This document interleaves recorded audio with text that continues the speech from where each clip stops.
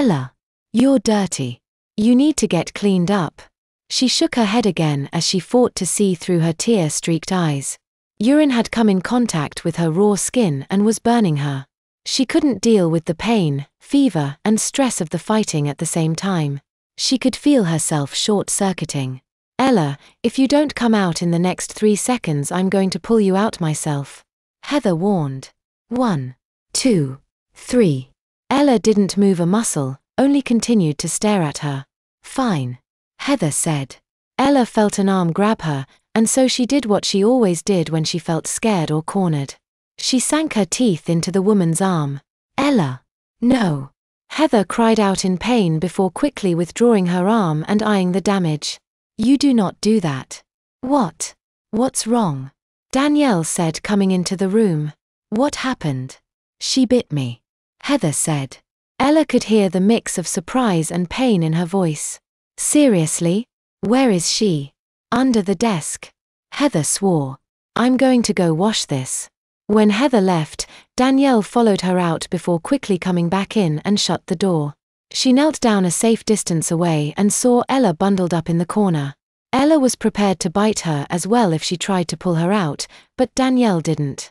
Instead, she slid a few things toward her and quickly withdrew her arms, before giving her a wink and standing back up. Her peace offering appeared to be her pillow, a trash bag, wet wipes and a clean pull-up.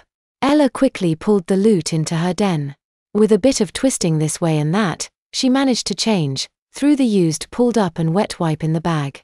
The cool, wet cloth helped ease the burning and she felt grateful to Danielle. Even more so when she saw what she was about to do.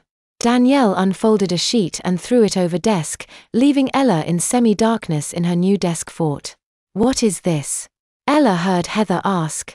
She could hear her approaching and stiffened. Don't. Just let her be. She's sick. She probably just wants to be left alone. So why doesn't she just sleep in her bed? Why is she hiding under the desk? Because you came in and started yelling. That's why. Remember when we got Ribbit and he wouldn't come out of the closet for a week? Ribbit is an animal. Ella is sick and probably freaking the hell out.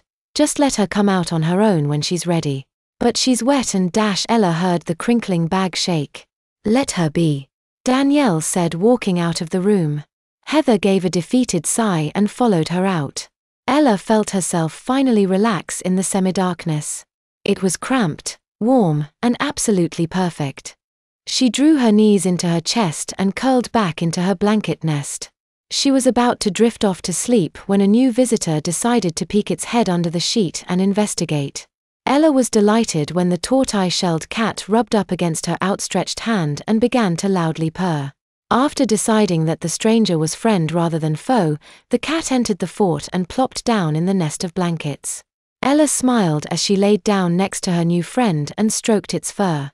You must be Ribbit, she thought before finally drifting off to sleep.